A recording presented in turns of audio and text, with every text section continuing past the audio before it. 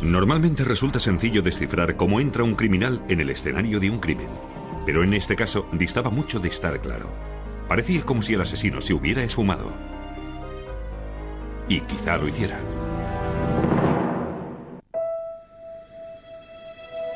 Entrar en la Facultad de Medicina es la esperanza y el sueño de miles de estudiantes que solicitan plaza cada año, rezando para ser aceptados. Michael Andrade era uno de esos alumnos esperanzados. Deseaba de verdad ser médico, deseaba de verdad ayudar a la gente. Hace muy poco mi madre me contó que solía decirle: no te preocupes, Michael, todos tus grandes esfuerzos van a dar fruto, porque en la escuela había trabajado mucho. En el año 2005, Michael era estudiante de preparatorio para medicina en la Universidad de St. Mary, en San Antonio, Texas. Decidió no vivir en la residencia, por lo que alquiló un apartamento a pocos kilómetros del campus. De hecho, escogió aquel apartamento porque le pareció que en aquel sitio había un ambiente más familiar que en otros apartamentos. Dijo que allí era donde se sentía más seguro. Una mañana, en febrero de aquel año, unos empleados notaron olor a humo procedente del apartamento de Michael. Se dieron cuenta de que las ventanas estaban cubiertas de hollín y al acercarse a la puerta vieron que el pestillo no estaba echado.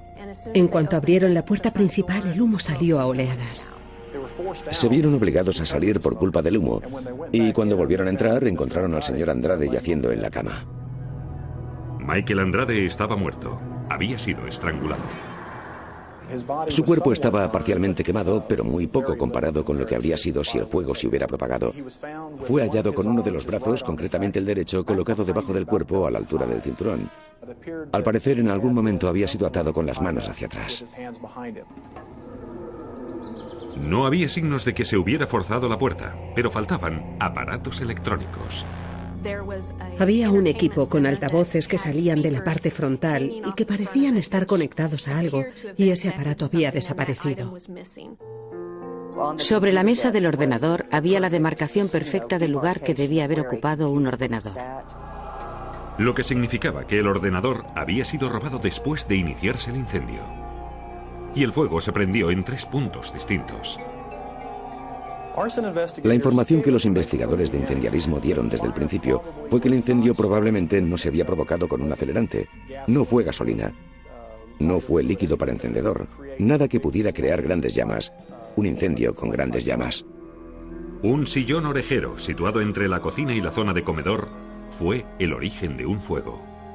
Los pies de la cama fueron otro, y el tercer fuego se inició en el suelo del armario del dormitorio. He visto muchas series forenses y sabía que aquello parecía una tapadera. Cuando hay 3 puntos de fuego, la persona no va... La persona que obviamente está sin conocimiento no es la persona que lo ha provocado, y siempre va a haber alguien que haya intentado ocultar cualquier prueba que hubiera en el apartamento. Michael llevaba boxers y camiseta, lo que indica que posiblemente conocía al asesino y le dejó entrar voluntariamente. Le conocía y se sentía lo bastante cómodo en su presencia como para ir solo en ropa interior. Todo el mundo estaba seguro de que si se hubiera tratado de alguien a quien no conocía, se hubiera puesto algo encima antes de abrir la puerta. Al carecer de pruebas forenses, los investigadores esperaban que los objetos robados pudieran conducirles hasta la identidad del asesino. Siempre existía la posibilidad de que ocurriera algo, de que surgiera algo más adelante, alguien que alardeara del crimen, alguien que se tropezara con el material robado o los bienes robados y nos los trajera, y que pudiéramos rastrearlos hasta su origen. O quizá existieran pruebas en el apartamento que ellos aún no conseguían ver. En la autopsia de Michael Andrade, el examinador médico confirmó lo que los investigadores ya sospechaban.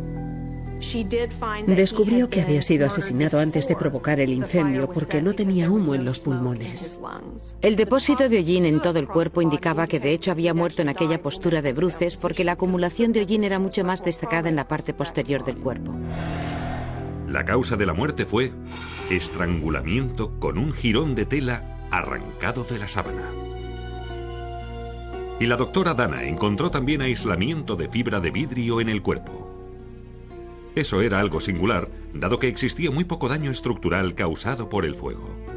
El material depositado estaba allí solo. Existe la posibilidad de que el asesino lo hubiera depositado al estrangular al fallecido. Es poco común encontrar solo el material de aislamiento, sin otros residuos como madera, madera quemada, clavos, tornillos que han saltado e incluso fragmentos de instalación caídos del techo. En su búsqueda de sospechosos, los investigadores no lograron encontrar a nadie que tuviera un móvil para matar a Michael Andrade. Nunca tuvo enemigos. Jamás le vi enfadado con nadie, molesto por nada. Ni se te ocurre pensar que alguien pudiera tener algo contra una persona como él. Así que no tenía ni idea. Los investigadores descubrieron a una persona que al parecer estaba enfadada con él. Su novia desde hacía mucho tiempo. Otra estudiante, Lily Micías, de 22 años. Recuerdo unas cuantas discusiones entre los dos que a él le preocuparon mucho. Estaba dolido o furioso con ella. No sé exactamente qué pasó. Sencillamente tenían problemas y eso se notaba. Los investigadores encontraron en el contestador un mensaje de Lily a Michael dejado a las 8:30 de aquella mañana. Había dejado un mensaje en el móvil de Michael que indicaba que tenían problemas y que ella ponía fin a su relación. ¿Era posible que Lily hubiera ido posteriormente al apartamento de Michael y que se hubiera producido un altercado? En aquel momento, aquello, combinado con que parecía que Michael conocía a la persona que lo asesinó, hizo que Lily fuera inicialmente sospechosa. Pero Lily tenía coartada.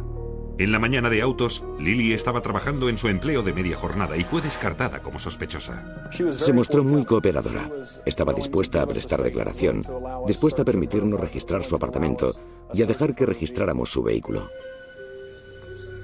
La hermana de Michael, Stephanie, proporcionó la primera pista sólida. Dijo que Michael se quejó de un hombre que vio merodeando por el complejo de apartamentos. El hombre solo hablaba con él, pero por algún motivo le hacía sentirse muy incómodo. No dijo por qué, ya que aquel hombre nunca le dijo nada sospechoso ni desagradable, pero se sentía inquieto cuando lo tenía cerca porque parecía una persona un poco ida. Desgraciadamente, Michael no llegó a identificar al hombre, a proporcionar una descripción física o a mencionar en qué lugar del complejo vivía. En aquel momento preciso, los investigadores tenían únicamente el crimen, el escenario del crimen y un extenso universo de sospechosos en potencia, sin gran cosa sobre la que basarse para señalar a una persona en concreto. Al no contar con otros sospechosos del asesinato de Michael Andrade, los investigadores apelaron al público en busca de ayuda. 4 días después, un comunicante anónimo llamó. La información facilitada telefónicamente era asombrosamente detallada. El comunicante contó a la policía que el asesino no entró en el apartamento de Andrade por la puerta principal, ni siquiera por una ventana. Accedió por un espacio para avanzar a rastras por la buhardilla. El comunicante sabía que el ordenador portátil de Andrade había desaparecido. Conocía el contenido del portátil, cosa que jamás fue información pública. Uno realmente debe preguntarse cómo puede conocer a alguien esa clase de información.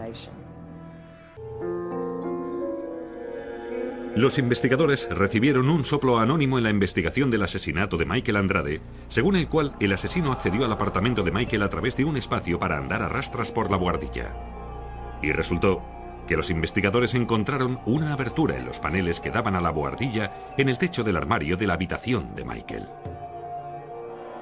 Cuando los investigadores la examinaron, descubrieron que alguien podía acceder a otros apartamentos a través de ese reducido espacio. El aislamiento estaba amontonado solo entre el apartamento de Michael y el apartamento número 1002. Los dos espacios estaban conectados. Era algo que jamás se me habría ocurrido. Imagino que una cosa así uno no la sabe, a menos que pertenezca al personal de mantenimiento.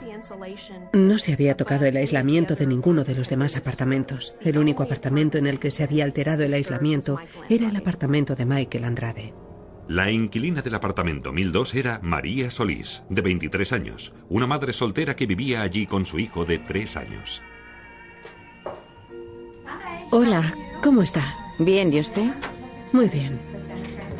Al ser interrogada por la policía, María declaró que ni siquiera conocía a Michael Andrade, ni sabía dónde vivía. Pero los investigadores no la creyeron y dieron el inusual paso de confiscar la aspiradora de María y la ropa que tenía en el cesto. Los investigadores encontraron unos vaqueros de hombre. Y en esos vaqueros había diminutas fibras de vidrio. Las pequeñas bolsas de aire del interior del cristal se habían dilatado, creando una distintiva forma de balón de fútbol. Se trataba de un aislamiento de fibra de vidrio que había estado en o cerca del fuego.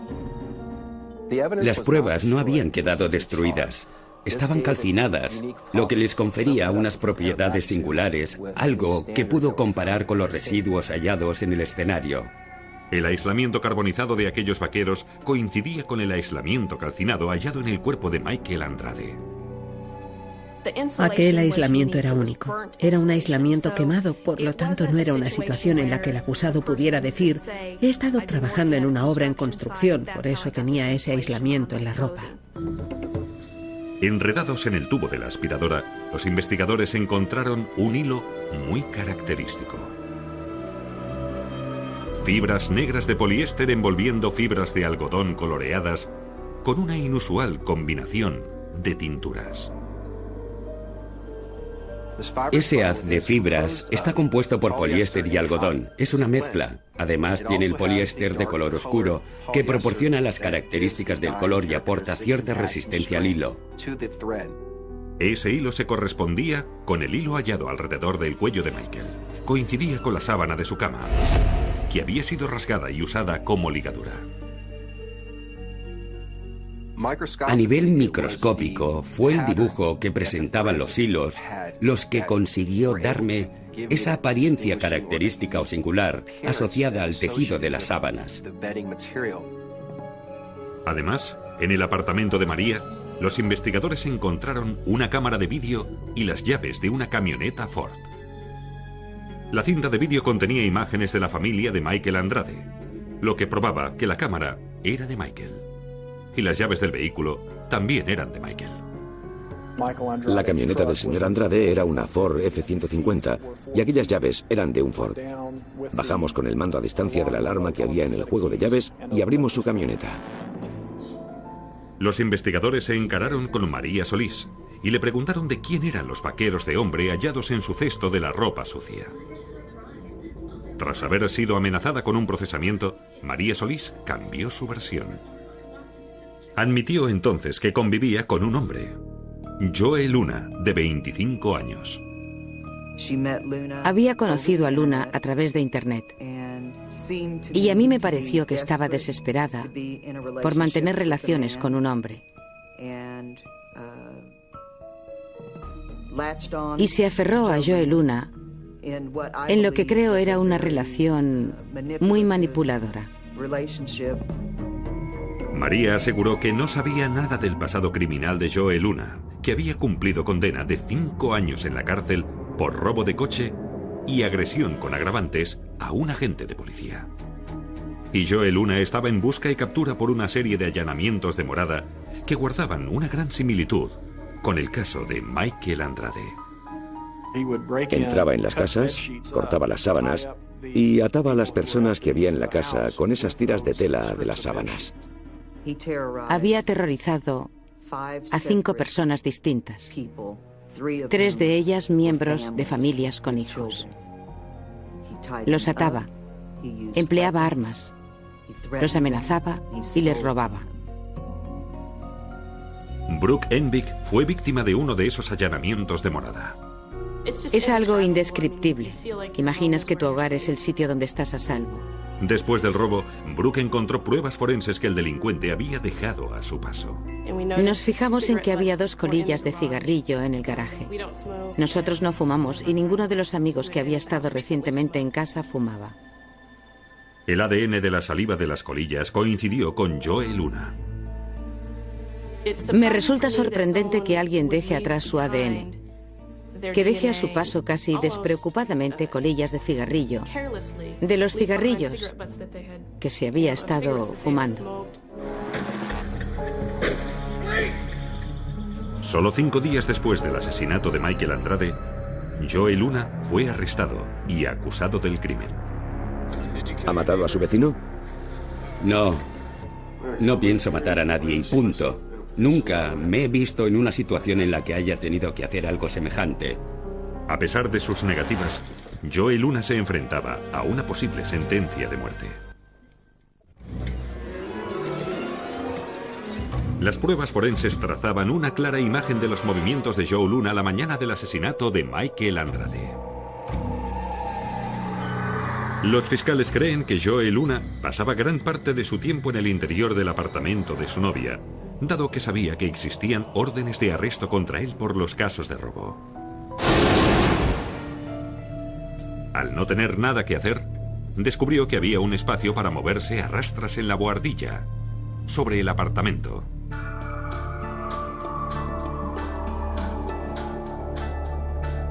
Se puso a inspeccionar y descubrió que había otro apartamento a menos de 2 metros de distancia. El apartamento de Michael Andrade. La acusación cree que abrió el panel del armario del dormitorio de Michael y cuando no oyó ningún ruido, se dejó caer dentro. Pero Michael estaba durmiendo y el ruido lo despertó. Se produjo un forcejeo. Luna rasgó las sábanas, le ató las manos a Michael a la espalda y lo mató estrangulándolo, temiendo que pudiera identificarle. Para enmascarar las pruebas, prendió fuego a la ropa que tenía Michael en el armario y regresó al apartamento de su novia a través del pasadizo de la buhardilla. Al no oír el ruido de la alarma antiincendios, sospechó que el fuego se había apagado y volvió al apartamento de Michael a prenderle fuego otra vez. Robó el ordenador de Michael, aparatos electrónicos y las llaves de su vehículo. Antes de salir, prendió 2 fuegos adicionales.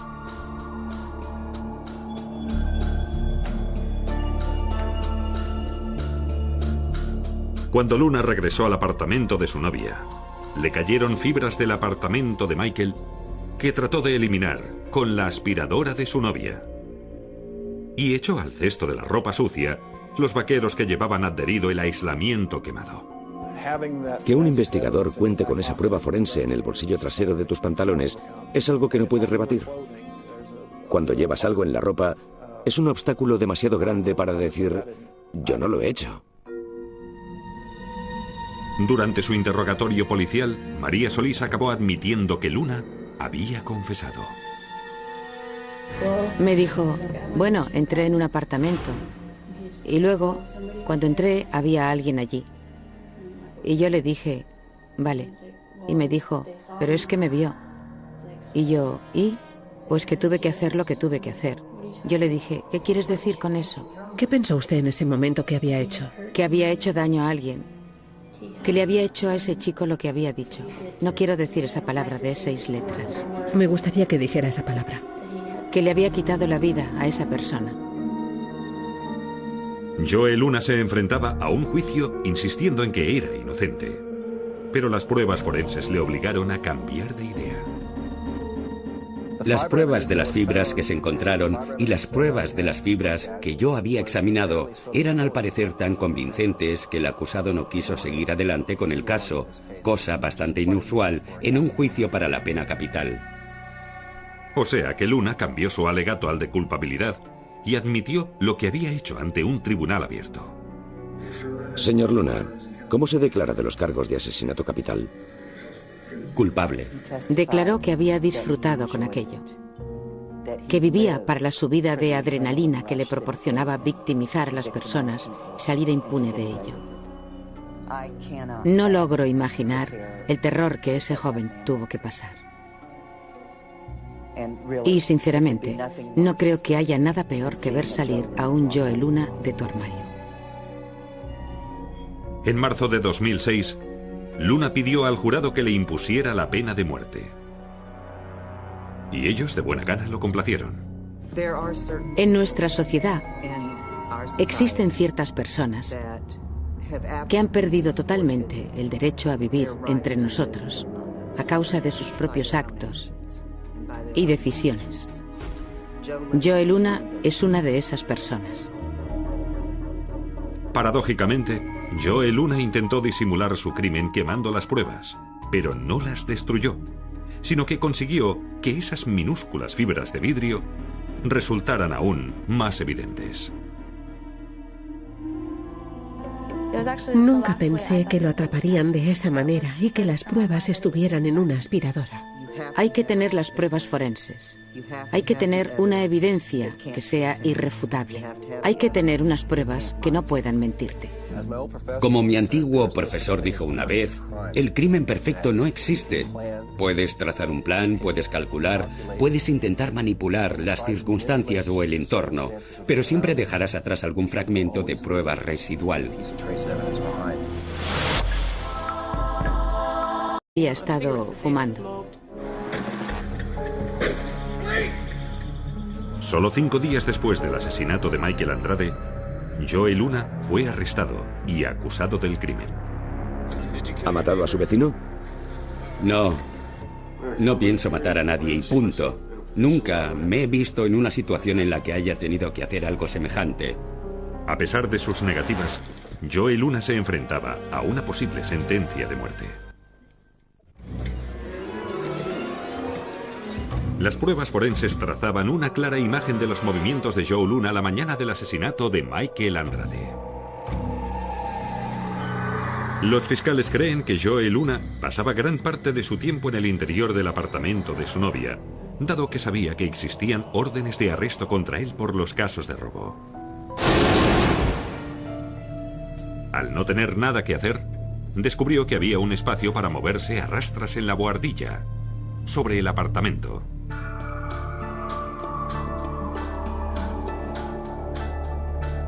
Se puso a inspeccionar y descubrió que había otro apartamento a menos de 2 metros de distancia. El apartamento de Michael Andrade. La acusación cree que abrió el panel del armario del dormitorio de Michael y cuando no oyó ningún ruido, se dejó caer dentro. Pero Michael estaba durmiendo y el ruido lo despertó. Se produjo un forcejeo. Luna rasgó las sábanas, le ató las manos a Michael a la espalda y lo mató estrangulándolo, temiendo que pudiera identificarle. Para enmascarar las pruebas, prendió fuego a la ropa que tenía Michael en el armario y regresó al apartamento de su novia a través del pasadizo de la buhardilla. Al no oír el ruido de la alarma antiincendios, sospechó que el fuego se había apagado y volvió al apartamento de Michael a prenderle fuego otra vez.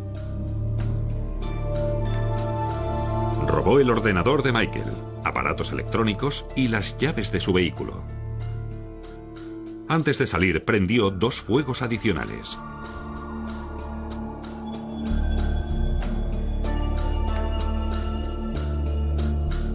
Cuando Luna regresó al apartamento de su novia, le cayeron fibras del apartamento de Michael que trató de eliminar con la aspiradora de su novia.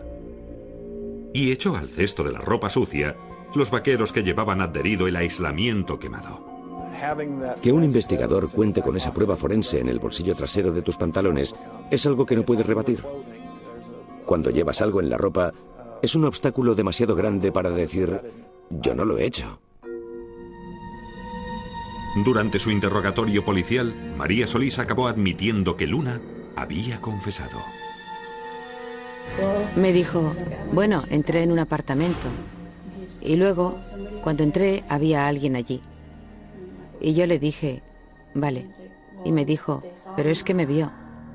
Y yo, ¿y? Pues que tuve que hacer lo que tuve que hacer. Yo le dije, ¿qué quieres decir con eso? ¿Qué pensó usted en ese momento que había hecho? Que había hecho daño a alguien. Que le había hecho a ese chico lo que había dicho. No quiero decir esa palabra de ese... Aspiradora, los investigadores encontraron un hilo muy característico. Fibras negras de poliéster envolviendo fibras de algodón coloreadas con una inusual combinación de tinturas. Ese haz de fibras está compuesto por poliéster y algodón. Es una mezcla. Además, tiene el poliéster de color oscuro, que proporciona las características del color y aporta cierta resistencia al hilo. Ese hilo se correspondía con el hilo hallado alrededor del cuello de Michael. Coincidía con la sábana de su cama, que había sido rasgada y usada como ligadura. A nivel microscópico, fue el dibujo que presentaban los hilos los que consiguió darme esa apariencia característica o singular asociada al tejido de las sábanas. Además, en el apartamento de María, los investigadores encontraron una cámara de vídeo y las llaves de una camioneta Ford. La cinta de vídeo contenía imágenes de la familia de Michael Andrade, lo que probaba que la cámara era de Michael. Y las llaves del vehículo también eran de Michael. La camioneta del señor Andrade era una Ford F-150 y aquellas llaves eran de un Ford. Bajamos con el mando a distancia de la alarma que había en el juego de llaves y abrimos su camioneta. Los investigadores se encararon con María Solís y le preguntaron de quién eran los vaqueros de hombre hallados en su cesto de la ropa sucia. Tras haber sido amenazada con un procesamiento, María Solís cambió su versión. Admitió entonces que convivía con un hombre, Joe Luna, de 25 años. Había conocido a Luna a través de Internet y a mí me pareció que estaba desesperada por mantener relaciones con un hombre. Y se aferró a Joe Luna en lo que creo era una relación muy manipuladora.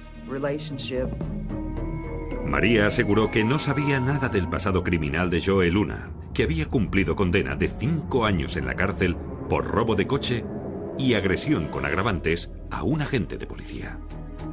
Y Joe Luna estaba en busca y captura por una serie de allanamientos de morada que guardaban una gran similitud con el caso de Michael Andrade.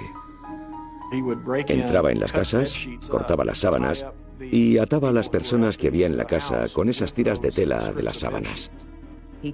Había aterrorizado a 5 personas distintas, 3 de ellas miembros de familias con hijos. Los ataba, empleaba armas, los amenazaba y les robaba. Brooke Envik fue víctima de uno de esos allanamientos de morada. Es algo indescriptible. Imaginas que tu hogar es el sitio donde estás a salvo. Después del robo, Brooke encontró pruebas forenses que el delincuente había dejado a su paso. Nos fijamos en que había 2 colillas de cigarrillo en el garaje. Nosotros no fumamos y ninguno de los amigos que había estado recientemente en casa fumaba. El ADN de la saliva de las colillas coincidió con Joe Luna. Me resulta sorprendente que alguien deje atrás su ADN, que deje a su paso casi despreocupadamente colillas de cigarrillo, de los cigarrillos que se había... La puerta. Al carecer de pruebas forenses, los investigadores esperaban que los objetos robados pudieran conducirles hasta la identidad del asesino. Siempre existía la posibilidad de que ocurriera algo, de que surgiera algo más adelante, alguien que alardeara del crimen, alguien que se tropezara con el material robado o los bienes robados y nos los trajera, y que pudiéramos rastrearlos hasta su origen. O quizá existieran pruebas en el apartamento que ellos aún no conseguían ver. En la autopsia de Michael Andrade, el examinador médico confirmó lo que los investigadores ya sospechaban. Descubrió que había sido asesinado antes de provocar el incendio porque no tenía humo en los pulmones. El depósito de hollín en todo el cuerpo indicaba que de hecho había muerto en aquella postura de bruces porque la acumulación de hollín era mucho más destacada en la parte posterior del cuerpo. La causa de la muerte fue estrangulamiento con un jirón de tela arrancado de la sábana. Y la doctora Dana encontró también aislamiento de fibra de vidrio en el cuerpo. Eso era algo singular, dado que existía muy poco daño estructural causado por el fuego. El material depositado estaba allí solo. Existe la posibilidad de que el asesino lo hubiera depositado al estrangular al fallecido. Es poco común encontrar solo el material de aislamiento, sin otros residuos como madera, madera quemada, clavos, tornillos que han saltado e incluso fragmentos de instalación caídos del techo. En su búsqueda de sospechosos, los investigadores no lograron encontrar a nadie que tuviera un móvil para matar a Michael Andrade. Nunca tuvo enemigos. Jamás le vi enfadado con nadie, molesto por nada. Ni se te ocurre pensar que alguien pudiera tener algo contra una persona como él. Así que no tenía ni idea. Los investigadores descubrieron a una persona que al parecer estaba enfadada con él. su novia desde hacía mucho tiempo, otra estudiante, Lily Micías, de 22 años. Recuerdo unas cuantas discusiones entre los dos que a él le preocuparon mucho. Estaba dolido o furioso con ella. No sé exactamente qué pasó. Sencillamente tenían problemas y eso se notaba.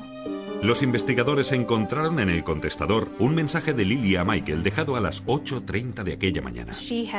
Había dejado un mensaje en el móvil de Michael que indicaba que tenían problemas y que ella ponía fin a su relación. ¿Era posible que Lily hubiera ido posteriormente al apartamento de Michael y que se hubiera producido un altercado? En aquel momento, aquello, combinado con que parecía que Michael conocía a la persona que lo asesinó, hizo que Lily fuera inicialmente sospechosa. Pero Lily tenía coartada. En la mañana de autos, Lily estaba trabajando en su empleo de media jornada y fue descartada como sospechosa. Se mostró muy cooperadora.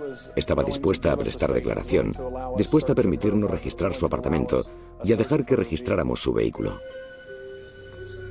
La hermana de Michael, Stephanie, proporcionó la primera pista sólida. Dijo que Michael se quejó de un hombre que vio merodeando por el complejo de apartamentos. El hombre solo hablaba con él, pero por algún motivo le hacía sentirse muy incómodo. No dijo por qué, ya que aquel hombre nunca le dijo nada sospechoso ni desagradable, pero se sentía inquieto cuando lo tenía cerca, porque parecía una persona un poco ida. Desgraciadamente, Michael no llegó a identificar al hombre, a proporcionar una descripción física o a mencionar en qué lugar del complejo vivía. En aquel momento preciso, los investigadores tenían únicamente el crimen, el escenario del crimen y un extenso universo de sospechosos en potencia, sin gran cosa sobre la que basarse para señalar a una persona en concreto. Al no contar con otros sospechosos del asesinato de Michael Andrade, los investigadores apelaron al público en busca de ayuda. 4 días después, un comunicante anónimo llamó. La información facilitada telefónicamente era asombrosamente detallada. El comunicante contó a la policía que el asesino no entró en el apartamento de Andrade por la puerta principal, ni siquiera por una ventana. Accedió por un espacio para avanzar a rastras por la buhardilla. El comunicante sabía que el ordenador portátil de Andrade había desaparecido. Conocía el contenido del portátil, cosa que jamás fue información pública. Uno realmente debe preguntarse cómo puede conocer alguien esa clase de información. Los investigadores recibieron un soplo anónimo en la investigación del asesinato de Michael Andrade, según el cual el asesino accedió al apartamento de Michael a través de un espacio para andar a rastras por la buhardilla. Y resultó que los investigadores encontraron una abertura en los paneles que daban a la buhardilla en el techo del armario de la habitación de Michael. Cuando los investigadores la examinaron, descubrieron que alguien podía acceder a otros apartamentos a través de ese reducido espacio. El aislamiento estaba amontonado solo entre el apartamento de Michael y el apartamento número 1002. Los dos espacios estaban conectados. Era algo que jamás se me habría ocurrido. Imagino que una cosa así uno no la sabe, a menos que pertenezca al personal de mantenimiento. No se había tocado el aislamiento de ninguno de los demás apartamentos. El único apartamento en el que se había alterado el aislamiento era el apartamento de Michael Andrade. La inquilina del apartamento 1002 era María Solís, de 23 años, una madre soltera que vivía allí con su hijo de 3 años. Hola, ¿cómo está? Bien, ¿y usted? Muy bien. Al ser interrogada por la policía, María declaró que ni siquiera conocía a Michael Andrade, ni sabía dónde vivía. Pero los investigadores no la creyeron y dieron el inusual paso de confiscar la aspiradora de María y la ropa que tenía en el cesto. Los investigadores encontraron unos vaqueros de hombre, y en esos vaqueros había diminutas fibras de vidrio. Las pequeñas bolsas de aire del interior del cristal se habían dilatado, creando una distintiva forma de balón de fútbol. Se trataba de un aislamiento de fibra de vidrio que había estado en o cerca del fuego. Las pruebas no habían quedado destruidas.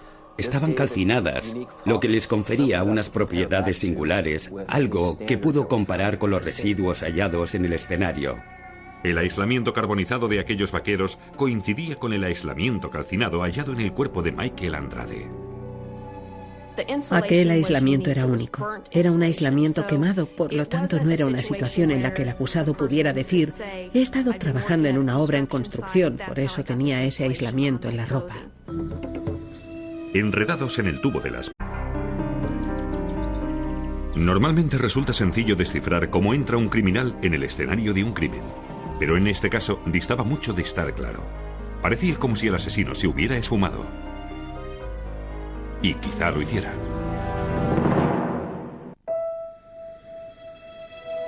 Entrar en la Facultad de Medicina es la esperanza y el sueño de miles de estudiantes que solicitan plaza cada año, rezando para ser aceptados. Michael Andrade era uno de esos alumnos esperanzados. Deseaba de verdad ser médico, deseaba de verdad ayudar a la gente. Hace muy poco mi madre me contó que solía decirle: no te preocupes, Michael, todos tus grandes esfuerzos van a dar fruto, porque en la escuela había trabajado mucho. En el año 2005, Michael era estudiante de preparatorio para medicina en la Universidad de St. Mary, en San Antonio, Texas. Decidió no vivir en la residencia, por lo que alquiló un apartamento a pocos kilómetros del campus. De hecho, escogió aquel apartamento porque le pareció que en aquel sitio había un ambiente más familiar que en otros apartamentos. Dijo que allí era donde se sentía más seguro. Una mañana, en febrero de aquel año, unos empleados notaron olor a humo procedente del apartamento de Michael. Se dieron cuenta de que las ventanas estaban cubiertas de hollín y al acercarse a la puerta vieron que el pestillo no estaba echado. En cuanto abrieron la puerta principal, el humo salió a oleadas. Se vieron obligados a salir por culpa del humo, y cuando volvieron a entrar encontraron al señor Andrade yaciendo en la cama. Michael Andrade estaba muerto. Había sido estrangulado. Su cuerpo estaba parcialmente quemado, pero muy poco comparado con lo que habría sido si el fuego se hubiera propagado. Fue hallado con uno de los brazos, concretamente el derecho, colocado debajo del cuerpo a la altura del cinturón. Al parecer, en algún momento había sido atado con las manos hacia atrás. No había signos de que se hubiera forzado la puerta, pero faltaban aparatos electrónicos. Había un equipo con altavoces que salían de la parte frontal y que parecían estar conectados a algo, y ese aparato había desaparecido.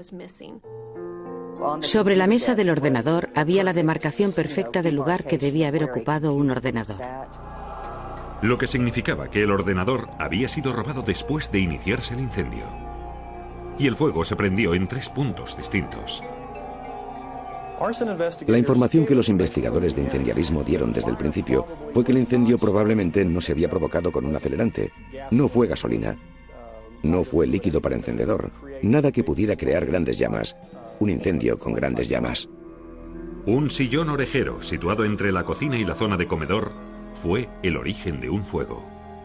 Los pies de la cama fueron otro, y el tercer fuego se inició en el suelo del armario del dormitorio. He visto muchas series forenses y sabía que aquello parecía una tapadera. Cuando hay 3 puntos de fuego, la persona que obviamente está sin conocimiento no es la persona que lo ha provocado, y siempre va a haber alguien que haya intentado ocultar cualquier prueba que hubiera en el apartamento. Michael llevaba boxers y camiseta, lo que indica que posiblemente conocía al asesino y le dejó entrar voluntariamente. Le conocía y se sentía lo bastante cómodo en su presencia como para ir solo en ropa interior. Todo el mundo estaba seguro de que si se hubiera tratado de alguien a quien no conocía, se hubiera puesto algo encima antes de abrir